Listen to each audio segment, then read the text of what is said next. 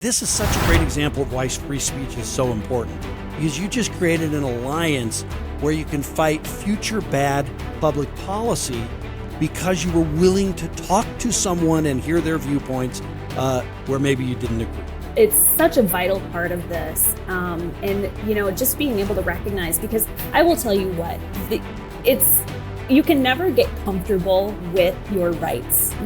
Just as was exemplified with this free speech bill, this bias register, you can never get comfortable with your rights because there is always an idea or something that could threaten that. And it might be disguised, it might not be obvious at first, but that's why it's so important to be able to have these conversations and to feel comfortable without fear of being canceled or reported to this system.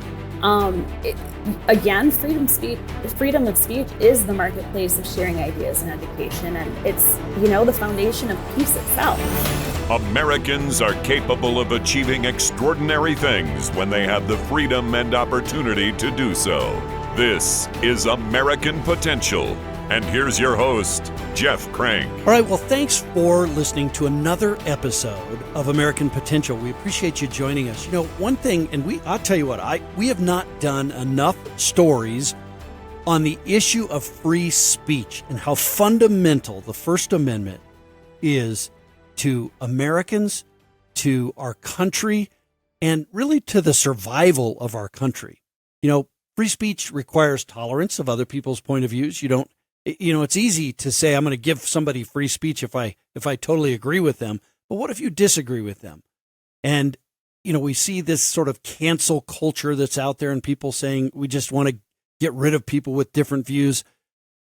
Those are the kinds of things that really fundamentally violate the concepts of the First Amendment. Now, the First Amendment, of course, talking about government not interfering in the free speech rights of citizens.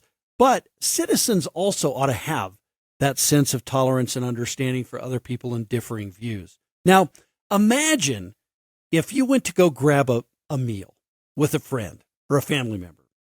And during the conversation, let's say you talked about different issues or a news story, and then you gave an opinion about a news story. But what if in the booth next to you, someone else was eavesdropping and they overheard the conversation and they thought somebody else somewhere in your state would be offended by your opinion? And then the person who overheard you could then report you to a government official to be investigated. That doesn't even sound possible in America. It all sounds like something that you may hear in an Orwellian movie or read in a fiction book. But in Minnesota, they tried to make this a reality. They literally tried to pass a law in Minnesota that would do just this. And it would use government to ask citizens to turn on each other and to turn them in if they heard things that others might deem offensive.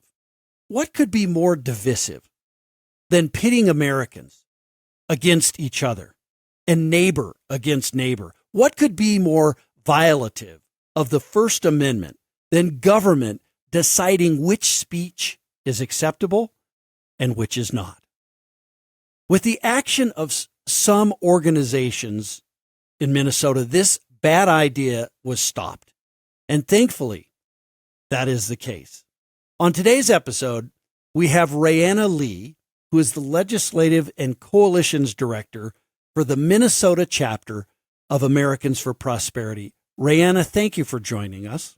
Oh, thank you so much for having me. I am a huge fan of this podcast, so it's a little bit surreal to be on here and be joining you today. Well, it's our podcast at Americans for Prosperity. We're telling the story of the great things that are being done, and this is clearly one of them. They're just kind of helping stop this bill. And I understand parts of this bill went on and changed forms, and we can talk about all of that. But boy, this most egregious part of this bill was stopped dead in its tracks because people like Americans for Prosperity in Minnesota took up the cause What was this language in the bill? And let's kind of get into that. And was this language included in the original bill? Yeah, so this was a bill that we grappled with during our session that wrapped up in May. It was an incredibly chilling threat to free speech. And really what it was in its original form was a database that would have been nested within the Minnesota Department of Human Rights that would have solicited and received reports of any sort of incident, not necessarily a crime, but any sort of incident that could be construed as being offensive to someone or something, or bias motivated. The way that it was written, it was incredibly broad and absolutely ripe for abuse and really trampled on free speech. People, if you were to report an incident, you didn't have to have any sort of corroborating evidence. There was no due process for people being reported on. And the authors could not specify where the line would be drawn on what does or does not qualify. And this database would, as originally written, be running for an indefinite amount of time. And it was so serious that even some international news outlets picked up on this. Could wearing a J.K. Rowling t-shirt qualify as an incident that could be reported? Citing a Bible verse in your Facebook status, or, wearing a Black Lives Matter t-shirt, or saying, COVID came from China, anything like that. What this did is weaponized government against citizens and, created that Orwellian reporting system in our society. And even talking about this today, could that be something that could be reported in this database? So really what this was in its original form was a prime example of absolutely awful legislation that was pushed through by a DFL trifecta that really was intent on unmasking opponents and identifying dissent. And just for those who aren't familiar with Minnesota politics, when I say DFL, I mean Democratic I was Farmer going to ask Labor. you to explain. Most people don't understand DFL unless you're from Minnesota, but explain what that means. A question I get a lot. Yeah. So DFL refers to Democratic Farmer Labor. The two parties merged in the 1940s. And so that's what I refer to when I say DFL. It's a very Minnesotan way of saying Democrat. Yeah. Yeah. What's so chilling about this really is, this sense that government is almost asking neighbor to report on neighbor, and it does remind us of some of the things that I think really sent a chill up people's spine, even during the COVID stuff, right? That there were people say, oh, you're wearing a mask, you're not wearing a mask. And it really divided Americans. And we shouldn't be divided over these things. We should be able to have differing views. I don't agree with everything that people put on T-shirts. Good Lord, I look at things that are on T-shirts. I think, why in the world would you wear that? But it's their right to wear it. And that's what's so chilling to me about this, was just that we had, government encouraging people to do it. And then I never like it when I hear about a government database being kept about this. I mean, who was behind this? Well, and I think, that's one of the most remarkable things about this piece of legislation is freedom of speech creates that marketplace of thoughts and idea sharing and education. And so to weaponize those rights and those abilities to share it's really terrifying. But really, we saw this past legislative session a real desire, and this came in the form of, trying to disclose donors to nonprofits and whatnot. But really, it was originally driven by a legislator. She was a freshman, actually both freshmen in the House and Senate, that I think the intentions were good, but this is, they say that it stemmed from some hate crimes that happened, the burning down of mosques and increased hostility toward folks of Asian descent. That's where they say that this idea stemmed from. But the incredible lack of vetting this idea through the committee process is again, it's a perfect example of why we need a thorough process to hash these ideas out, to make sure that what might be a good intention does not have ill consequences. And I will say that it was absolutely remarkable, the lack of input that citizens could have. And to be totally honest, I think some were probably afraid to come forward and have dissent against this, because what would that make you seem like to other folks? And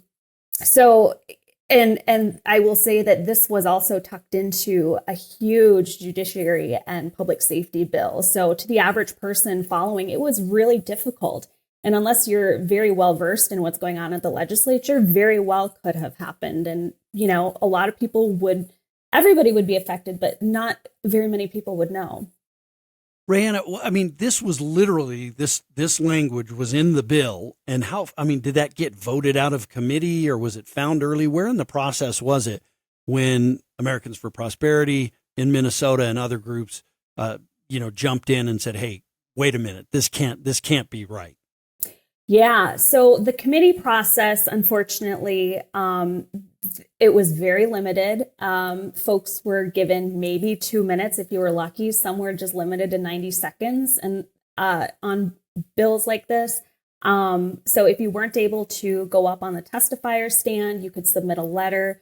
I know there was a lot of behind the scenes work to try and change this and educate the authors on the ramifications of this. Americans for Prosperity, we ended up writing a letter when this was coming around, and we were starting to see, as they were wrapping up the omnibus bills, where final policies were headed. And so we wrote a letter, and I actually paired up with my counterpart at the ACLU over here, who also voiced serious concerns about this kind of legislation and the threat to free speech. And it was put in the dead of night, and it was taken out in the dead of night. I will tell you that the conference committee, which is a group of legislators from both the House and Senate, there was minimal to zero talk about this. They were all made up of DFL legislators. And, the process itself was far from transparent. There's, a rule that as long as you don't have a quorum of committee members, then you don't have to meet publicly. And so what the conversations were regarding this, we'll never know. That's incredible. So this literally, had it not been decisions there to take this out of that bill, would have made it into this omnibus bill, possibly, right? Yes, absolutely. I think, after passing this, I think they started to realize, especially when you see interesting organizations, the vast array across the spectrum come together and say, hey, wait a minute. So they certainly pared it back a little bit, but I will say that I don't think that this threat has been put to bed. And I do have concerns that it will be revived in either next session or in future years. And it's great that Americans for Prosperity came together with the ACLU. Don't agree on everything, obviously, but I think it sounds like do agree on the value and the protection of the First Amendment and free speech, and that this bill was a violation of the First Amendment. I think clearly if this would have passed, I would hope that it would have gotten struck down by courts. It certainly would have been the subject of litigation immediately. But Absolutely. It's great that the ACLU and AFP joined together and worked together to kill this. The funny thing is I became very close friends with my counterpart at the ACLU this session just because of the nature of everything that was going on and really the blatant attacks on the right to associate and freedom of speech. So it certainly pulled together some interesting alliances this year. Well, and I want to talk about that because that's interesting. We see this a lot in society now that people think, well, they go into tribes. I'm a Republican. So I'm going to hang out with Republicans. I'm a Democrat. I'm going to hang out with Democrats. Yeah. Or, by race or by sex or whatever it is. Yeah. But that doesn't expose them to different views of different people. When I worked on Capitol Hill, I can remember my Republican boss going up and and being like really good friends with a lot of Democrats. Mhm. And you just talked about something that I think probably shocks a lot of people.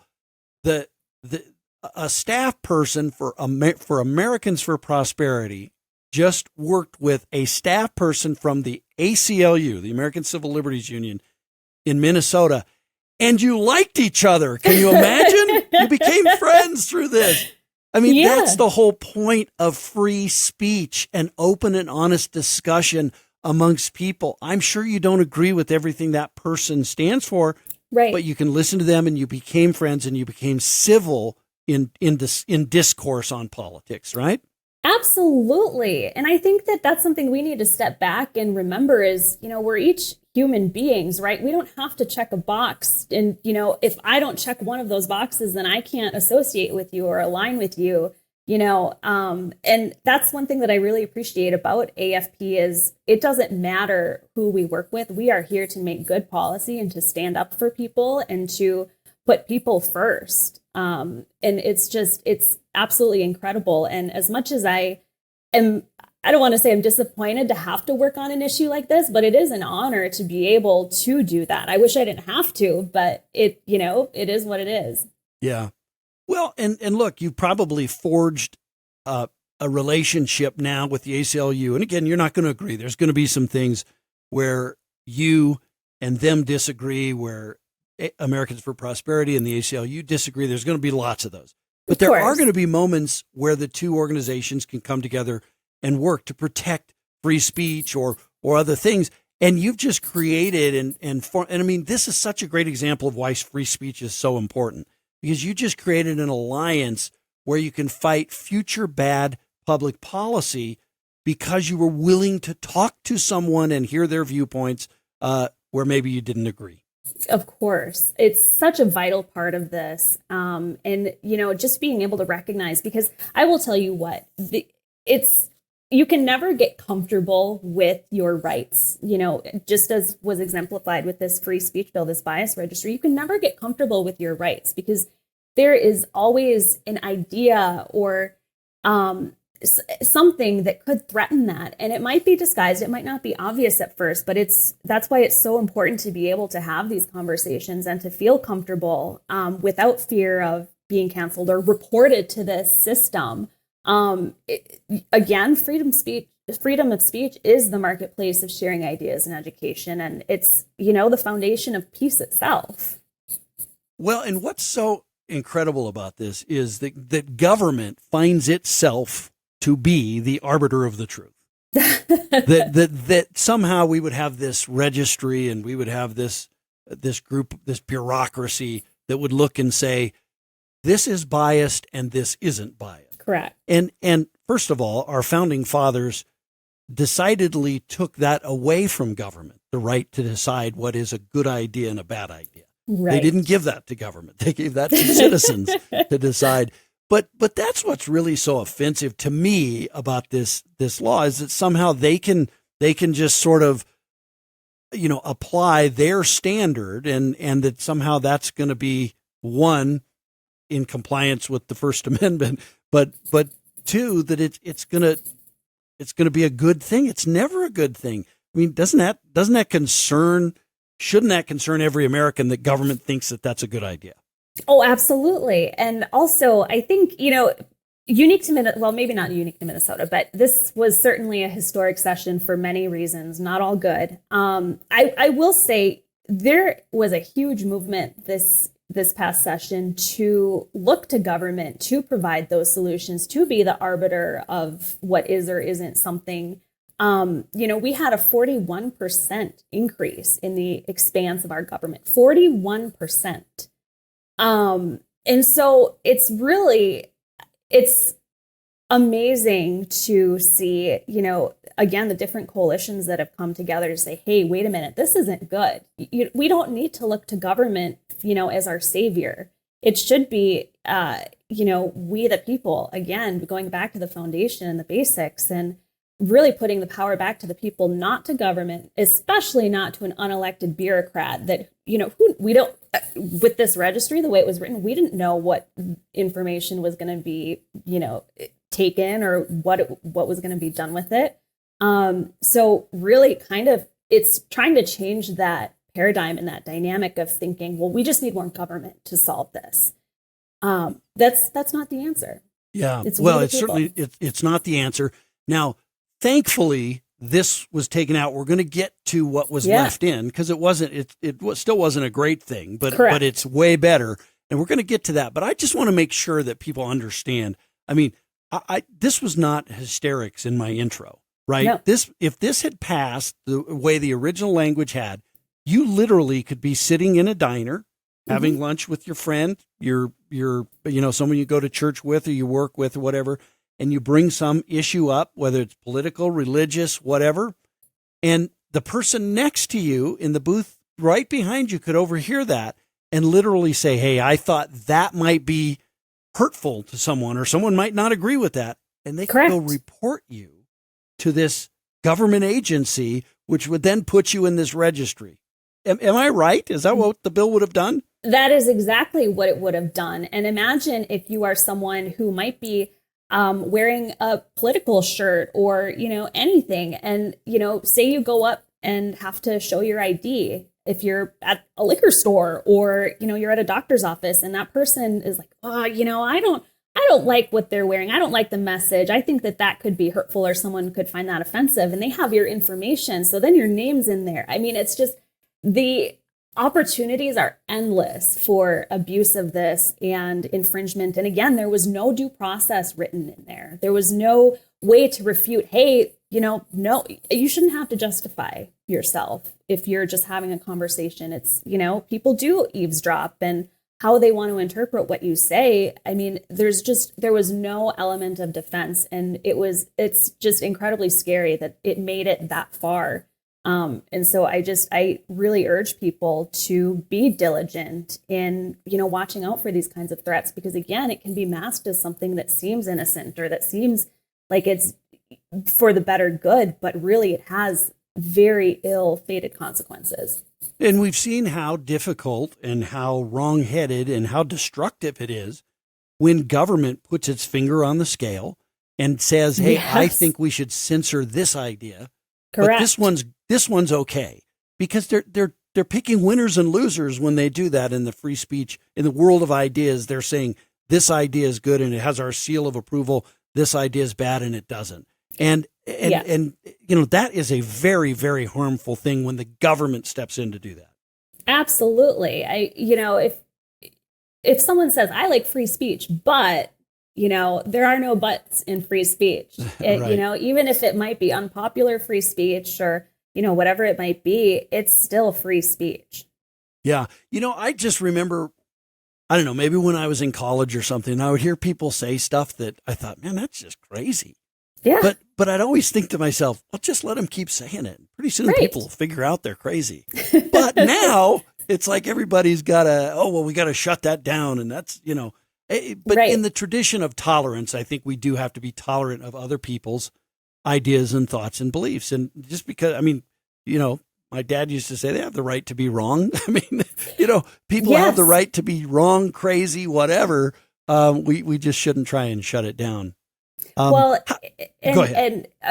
Thank you. And our governor has touted one Minnesota. We are one people. We are one Minnesota. And to have the party go on such a divisive, pass a piece of such divisive legislation that makes you weary, oh my gosh, is my neighbor going to be reporting on me? Or what?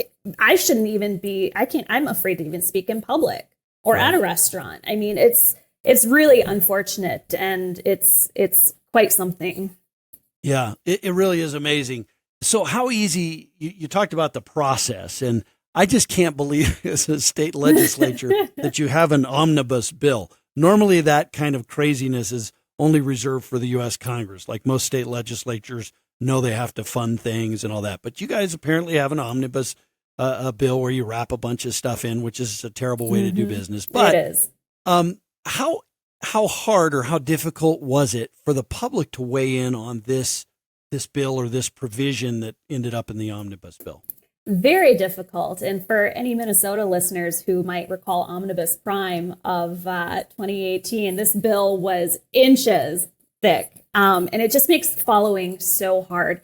And what was peculiar about this session was the fact that while they're supposed to have adequate notices to the public, in particular during the conference committee process where they were wrapping up these omnibus bills, they would put a notice out and then delay. And it could be, 11, 12, 1 o'clock in the morning. And then all of a sudden it would be canceled. So it was very exhausting to even try and follow this process. And when you were able to get into the committee room and were able to view the committee process, if you were allowed, and this is a big, if you were allowed to testify, you would be drastically limited to, 90 seconds, 2 minutes. And that's really difficult to convey so many thoughts and concerns and, support for a bill that is 500 pages. It's just, it's not possible. So the transparency in this process was incredibly disappointing. I think that the trifecta really abused its power. And the public, if they were able to keep up, had a very difficult time doing so. Yeah. Well, ultimately, you got the most egregious language taken out. Correct. But what was left in that still causes you concern?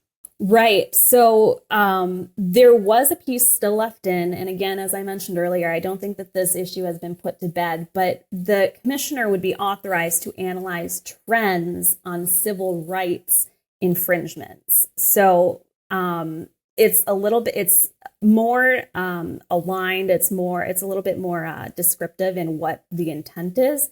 However, there is still room for legislative maneuvering or, even reporting for people to utilize the database. And then this report is to be compiled to the committee chairs in both the House and Senate to, check out, hey, these areas have higher incidents of civil rights infringements, that sort of thing. Right.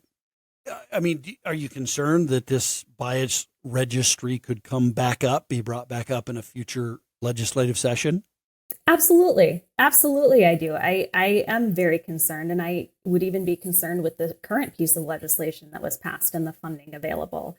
I think that, there is a real desire to unmask people that might have a differing opinion that you think is wrong, right? And try and police that. And so Minnesota does have a robust set of hate crime laws. It's not as if these things are, there are no laws on the books, but the fact that there's a reporting system with no safety mechanisms in place for those being reported on is very dangerous. Yeah, this is bullying. I mean, it's government bullying is what it is. This is like, right. This is like being at the family the family reunion, and you got the cousin that comes up and he doesn't want anybody else to listen to anybody but him. Right. And make sure that everybody understands that if they disagree with him, he's going to shout them down. This is the government taking on the role of Cousin Billy here. Right. Right. Absolutely. Yeah, it's crazy. This is crazy. Just so we make sure people understand, like, what were some of the, and you kind of touched on this, but let's get some more concrete examples. What were some of the things that you had concerns, the ACLU had concerns with, where people might be reported for something like this? Like you mentioned a Black Lives Matters T-shirt, or, a pro-life T-shirt, or a pro-choice T-shirt for that matter. What were some of the real concerns that caused you to be opposed to this? I think the biggest concern, honestly, is just how broad it was. Mm-hmm. Honestly, anything could be swept in there. And, one need only look at a comment section on Twitter or on Facebook. And, right. You could probably all of those things would qualify. Right. And so our biggest concern was just how broad it was, and the fact that the department was encouraging and soliciting these kinds of reports. And then there would also be a mechanism to be able to report to police. So it was just amazing how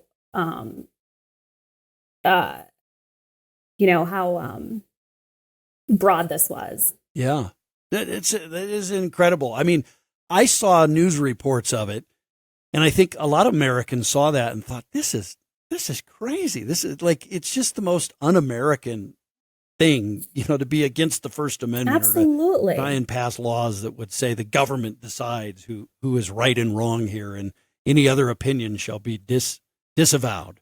And I would say, too, that it takes away human dignity. I mean, we have a right to have conversations and idea share, and, and potentially being reported on, it absolutely takes away that element of human dignity. Yeah. Well, I just think one of the great examples of you guys doing the right thing is, working with the ACLU in Minnesota on this bill, right? Because you don't agree on a lot of things, and here you are agreeing on this, which just goes to show you the value of free speech, the value of engaging people on their ideas, learning from them. You might actually not be right, and you might learn that you're not right by talking to someone else.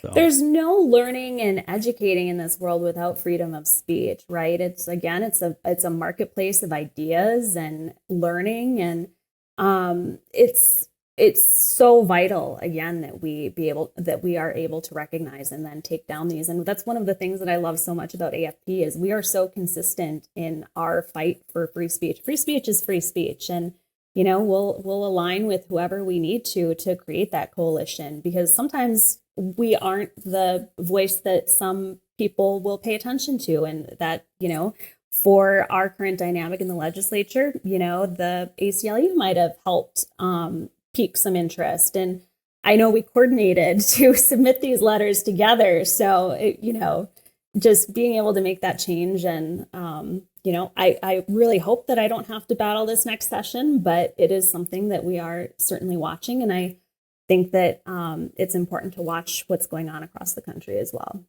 Awesome. RaeAnna, thank you so much. I mean, thanks for sharing the story. But most importantly, thanks for getting engaged on this. I can't imagine if you and the ACLU hadn't got engaged and this thing would have really been put into law, how terrible it would be for citizens of Minnesota, and quite frankly, for citizens in other states, because if they saw that this passed in Minnesota, there would be legislators somewhere who'd say, well, that dumb idea sounds good to me. And they would try and do it in their state as well. So. I can't stress this enough, that privacy is for citizens and transparency is for government. Hey, that's right. You got it. RaeAnna, thank you for joining us. I appreciate it. Thank you so much. All right. Okay, great. Well, listen, we're going to talk so much more about free speech, because free speech is under attack. It's certainly under attack by government, right? Government, and we see it all the time, government trying to quash certain ideas and make things, not even seem plausible or something you should listen to. That's not government's role. And we need to call it out when we see it. And we're going to talk a lot more about that on the podcast. As the team and I were talking about, the podcast team and I were talking about, what topics have we not covered enough? Free speech is one of those. And we're going to talk more about free speech and the importance of free speech, because I can tell you Americans for Prosperity is working on that issue all across America. And Americans have to come together, left and right, have to come together and value these rights that, according to our founders, were given to us by God, and that government can't take those away. And so we need to stand up and defend those. And if we don't, we will be in jeopardy of losing those God-given rights, if you will. So thank you for joining us. Thanks for listening to this edition of American Potential. Thank you for listening to American Potential. You may listen to more stories from Americans working every day to expand freedom and opportunity in their communities by visiting AmericanPotential.com.